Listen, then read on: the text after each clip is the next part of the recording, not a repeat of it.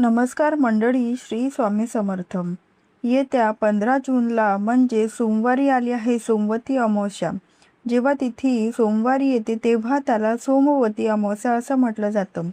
आणि या वर्षातील पहिली सोमवती अमावस्या जी आहे तर ती या अधिक महिन्यांमध्ये आलेली आहे. त्यामुळे ती अधिक पवित्र आणि फलदायी मानली जाते. सोमवती अमावस्या भगवान शंकरांना समर्पित आहेत आणि पूर्वजांना प्रसन्न करून घेण्यासाठी आणि जीवनातील कष्टापासून मुक्ती मिळवण्यासाठी हा दिवस एक उत्तम काळ मानला जातो. आणि म्हणून सोमवती अमावस्येच्या दिवशी पूजा, उपवास आणि दान करणे हे खूप शुभ मानले जाते. त्यामुळे जीवनात संतुलन, शांती आणि समृद्धी येत असते. त्याचबरोबर योगायोगाने ही अमावस्या अधिक महिन्यांमध्ये आलेली आहे. त्यामुळे या तिथीला विशेष असे महत्त्व दिले गेले आहे. हिंदू पंचांगानुसार या सोमवती अमावस्येचा प्रारंभ 14 जूनला दुपारी 12:14 सुरू होणार आहे आणि समाप्ती 15 जूनला सकाळी 8:14 संपणार आहे. आणि म्हणून सोमवती अमावस्या 15 जून रोजी साजरी केली जाणार आहे. आता प्रत्येक महिन्यांमध्ये अमावस्या तिथी येत असते आणि प्रत्येक अमावस्या तिथीचं महत्त्व हे वेगवेगळं असतं. सोमवती अमावस्या ही पूजा, उपवास, स्नान आणि दान धर्मांसाठी अत्यंत महत्त्वाची मानली जाते. या दिवशी भक्तिभावाने आणि योग्य रीतीने पूजा केल्याने जीवनातील सर्व अडथळे हळूहळू दूर होतात. ज्यांच्या कुंडलीत 7.5 सुरू आहे त्यांच्यासाठी हा दिवस विशेष फायदेशीर मानला जातो. या दिवशी केलेले उपाय आणि दान शनीचे अशुभ प्रभाव कमी करतात आणि जीवनात सुख, शांती, आनंद आणि समृद्धीचा मार्ग मोकळा करतात. त्याचबरोबर ही पूर्वजांच्या शांतीसाठी सुद्धा ही तिथी खूप महत्त्वाची मानली जाते. म्हणून पूर्वजांसाठी तर्पण, पिंडदान यासारखी महत्त्वाचे विधी केले जातात.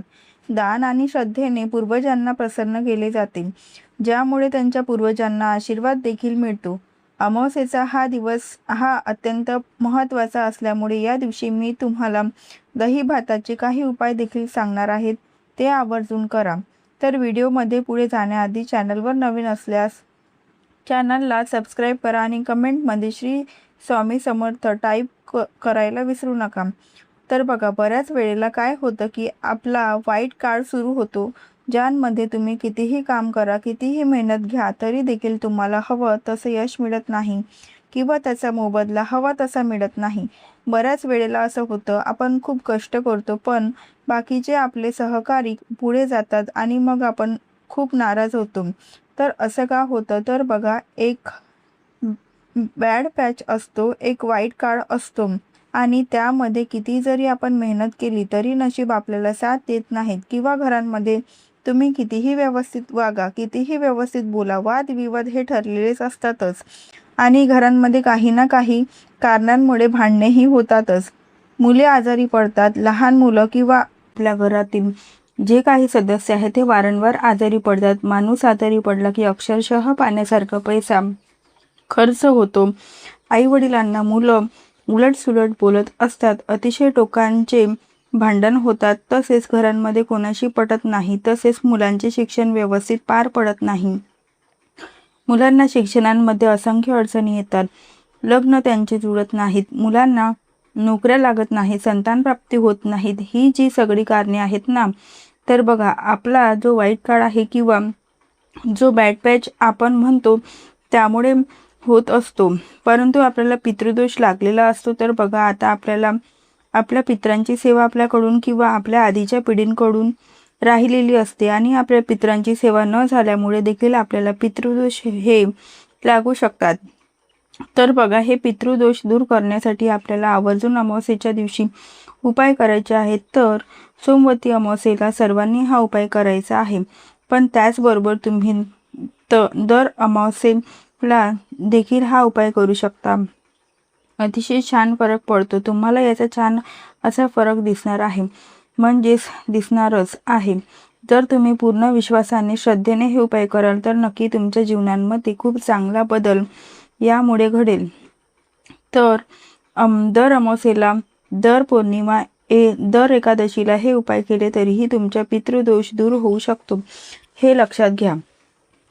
तर चला बघूया, जाणून घेऊया आपल्याला उपाय कुठले करायचे आहेत. तर हे जे काही उपाय करायचे आहेत त्यासाठी आपल्याला फक्त 2च गोष्टी लागणार आहेत. एक म्हणजे भात आणि दुसरं म्हणजे दही. आता या 2 गोष्टी प्रत्येकाला शक्य होतातच, सहजच उपलब्ध देखील होतात. तर अशाच या गोष्टी आहेत. पण याने आपले जे पितृदोष आहेत ते देखील दूर होऊ शकतात, हे अनेकांना माहीत नाही. आज मी तुम्हाला 5 दही भाताचे उपाय सांगणार आहेत आणि त्यापैकी एक तुम्हाला जो सोयीचा वाटेल किंवा जो करणे शक्य होणार आहे तो करा. सगळे केले तरी काही हरकत नाही. तर सगळ्यात जो पहिला उपाय आहे तो आहे आपल्या पितरांना शांतता प्रदान करण्यासाठी. तर तुम्हाला काय करायचे आहे, आपल्या घराच्या दक्षिण कोपऱ्याला म्हणजेच बाहेर तुमच्या अंगणांमध्ये, तुमच्या गच्चीवर, तुमच्या टेरेसवर किंवा तुमची गॅलरी असेल तर त्या ठिकाणी तुम्हाला थोडासा दही भातांचा नैवेद्य ठेवायचा आहे. हा नैवेद्य ठेवताना तुम्ही केळीच्या पानांवर ठेवू शकता किंवा वडाच्या झाडाचे पान असतं त्यावर देखील ठेवू शकता. आणि जर ते नाही मिळालं तर एखादी पत्तरवाडी घ्या किंवा एखादी डिश घ्या. आता बघा, तुम्हाला वापरात आणायची आहे ती डिश, तुम्ही फेकून द्यायची नाही. तर प्रत्येक वेळेस आपण जेव्हा उपाय करणार आहोत तेव्हा ही डिश आपल्याला वापरायची आहे. तर बघा, या डिशमध्ये आपल्याला भात आणि दही एकत्र करून घ्यायचं आहे आणि भात शिजवत असताना त्या भातांमध्ये तेल, मीठ काहीही घालायचं नाही, तूप घालायचं नाही. फक्त मूठभर तांदूळ घ्या, एका पाण्याने स्वच्छ धुवून ठेवायचं आणि तो भात शिजवायचा आहे. फक्त एका पाण्याने धुवायचं आणि नाही धुतला तरी चालतो, पण एका पाण्याने धुवायचं, काही हरकत नाही. आणि तो शिजवल्यानंतर त्यामध्ये आपल्याला दही एकत्र करायचं आहे. आता हा भात आपण शिजवणार आहे तो आपल्या खाण्यातील भात नसावा. उपायांसाठी नेहमी वेगळा भात शिजवायचा आहे, हे लक्षात घ्या. आता अशा प्रकारे तो नैवेद्य आपल्याला दक्षिण दिशेला ठेवायचा आहे. जसं आपण देवांना नैवेद्य दाखवताना भरीव चौकोन करतो तसं आपल्याला वर्तुळ काढायचं आणि त्या वर्तुळांवर ही प्लेट ठेवायची आहे किंवा ही पत्रवाळी ठेवायची आहे. त्यावरती गोलाकार पाणी फिरवायचं आहे आणि त्यानंतर पितरांना एक प्रकारे आमंत्रित करायचं की हा नैवेद्य अगदी मनापासून मी तुमच्यासाठी ठेवलेला आहे आणि तुम्ही त्याचा स्वीकार करावा. हे जे आमचे दोष आहेत ते दूर करावे, तुमचा भरभरून आशीर्वाद द्यावा, अशा प्रकारे प्रार्थना करावी. आणि दक्षिण दिशेकडे तोंड करून ओम पितृ देवताय नमः असा 11 मंत्र 11 वेळेस म्हणायचा. अशा प्रकारे हा पहिला उपाय तुम्हाला करायचा आहे. आता कावळे किंवा पक्षी जे कोणी येऊन हे भात खातील त्यानंतर उरलेला भात जर असेल तर तो तुम्हाला दुसऱ्या दिवशी एखाद्या झाडाखाली टाकून द्यायचा आहे किंवा तो निर्माल्यांमध्ये देखील तुम्ही टाकू शकता. आता त्यानंतर दुसरा जो उपाय आहे तो असा आहे की एक शेणाची गौरी घ्यायची आहे. छोटीशी गौरी घ्या, त्यावर 2-4 कापरांच्या वड्या ठेवायच्या आहेत, थोडंसं तूप टाकायचं आहे आणि हे प्रज्वलित करायचं आहे. आता हे प्रज्वलित केल्यानंतर अशाच प्रकारचा दहीभात थोडासा त्यावरती शिंपडायचा आणि ओम पितृदेवताय नमः असं म्हणायचं, जेणेकरून हा नैवेद्य त्यांच्यापर्यंत पोहोचेल आणि त्यांच्या आत्म्याला शांती देखील मिळेल. तर हा देखील एक सोपा आणि साधा पण अतिशय प्रभावी उपाय आहे. त्यानंतर तिसरा जो उपाय आहे तो असा की आपल्याला आपल्या संपूर्ण गच्चीवर प्रत्येक दिशेला अशा प्रकारचा दहीभात थोडा ठेवायचा आहे. म्हणजे 8 कोपऱ्यांमध्ये म्हणजे 8 दिशांना. आणि त्यानंतर पितरांना आमंत्रित करायचं आहे आणि आपली जी काही इडापिडा आहे ती निघून जाण्यासाठी प्रार्थना देखील करायची. अतिशय सोपा आणि साधा उपाय तुम्हाला सांगत आहे, प्रत्येकाला करणे देखील शक्य होईल असेच हे उपाय आहेत. आणि त्यानंतरचा चौथा जो उपाय आहे तो आपल्या घरात नकारात्मकता घालवण्यासाठीच आहे किंवा आपल्या घराला वाईट बाधा असेल, पितृदोष असेल तर तो दूर होण्यासाठी काय करायचं आहे, तर अशाच प्रकारच्या एका प्लेटमध्ये किंवा पत्तरवाडीमध्ये किंवा नारळाची जी करवंडी असते त्यामध्ये असा हा दही भात ठेवायचा आणि आपल्या मुख्य दरवाज्यांवरून 7 वेळेस तो उतरवायचा आहे. आणि त्यानंतर हा दही भात आपल्याला एखाद्या मोकळ्या ठिकाणी टाकून द्यायचा आहे. पण टाकताना एक काळजी घ्या, बघा कोणीही ते ओलांडणार नाही अशा प्रकारे टाका. बघा, यामुळे आपल्या घरातील सगळी नकारात्मकता दूर व्हायला मदत होईल.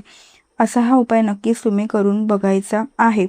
त्याच्यानंतर 5वा जो उपाय आहे तो कोणासाठी करायचा, तर तुमच्या घरांमध्ये सतत आजारी पडणारी एखादी व्यक्ती असेल, कितीही दवाखाने औषध पाणी केले तरीही तिला बरं वाटत नसेल, किंवा एखादी व्यक्ती अगदी चांगली होती पण अचानक तिच्याकडे नकारात्मक बदल घडू लागले, ती अगदी तिच्या विश्वात रमलेली असते आणि तिच्यामध्ये एक प्रकारची मळमळ आलेली असते, तर तिला कुठली तरी वाईट बाधा झालेली आहेत किंवा पितृदोषांची लक्षणे तिच्यावरती दिसत आहेत असं समजावं. तर अशाच प्रकारचा जो दही भात आपण बनवला, जसा मुख्य दरवाज्यांवरून उतरवला तशाच प्रकारे त्या व्यक्तींवरून देखील उतरवायचा आहे.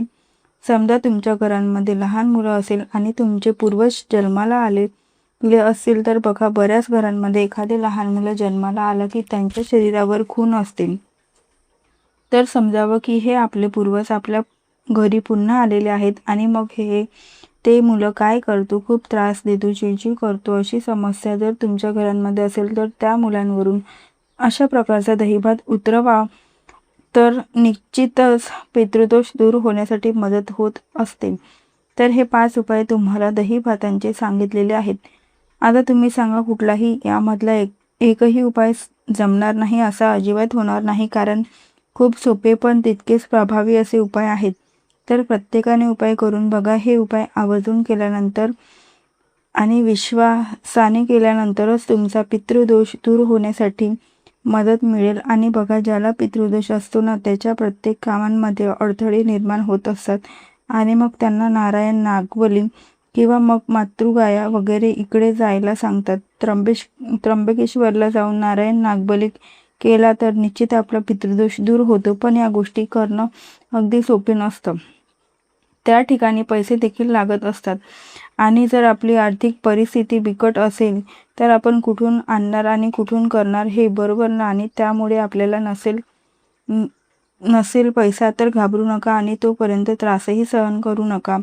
तर या त्रासांपासून मुक्तता मिळवण्यासाठी दही भाताचा उपाय तुम्ही आवर्जून करा. आणि दर अमावस्येला, दर पौर्णिमेला आणि दर एकादशीला जर तुम्ही हे उपाय केले तर वर्षभरांमध्ये तुमचे प्रखरातील प्रखर पितृदोष दूर होतात, म्हणजेच होतातच. बघा, यासोबतच आपल्या पितरांच्या काही सेवा देखील आपल्याला करायच्या असतात, जसे की दक्षिण दिशेकडे तोंड करून पितृस्तोत्र म्हणणे, तसेच संक्षिप्त श्रीमद भागवत हा जो ग्रंथ आहे तो घरी घेऊन यायचा. एक पाठ केला ना आपण अमावस्या, पौर्णिमेला किंवा एकादशीच्या दिवशी, तरीही त्यामुळे पितृदोष दूर होण्यासाठी मदत होत असते.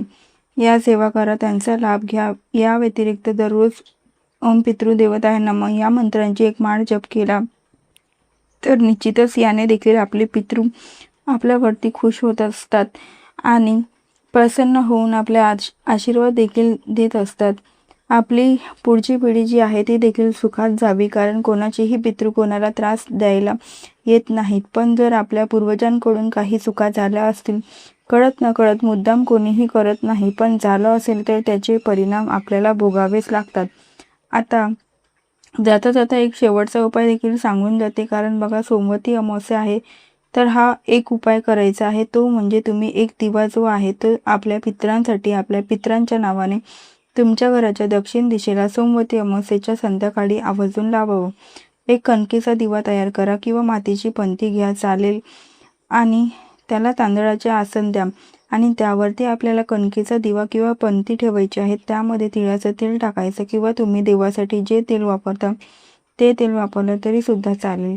तर हा असा एक दिवा तुम्हाला तुमच्या पितरांच्या नावाने दक्षिण दिशेला लावायचा आहे. त्याचबरोबर जर तुम्हाला जमलेच तर त्यामध्ये थोडेसे काळे तीळ टाका. तर असा हा दिवा तुम्ही दक्षिण दिशेला कोणत्याही भागांमध्ये लावू शकता. तर बघा, उपाय कोणताही असो, फक्त श्रद्धेने करा. तर आजचा हा माहितीपूर्ण व्हिडिओ आवडला असेल तर व्हिडिओला एक लाईक करून चॅनलला सबस्क्राईब करा आणि कमेंटमध्ये श्री स्वामी समर्थ नक्की लिहा. धन्यवाद. श्री स्वामी समर्थ. जय जय स्वामी समर्थ.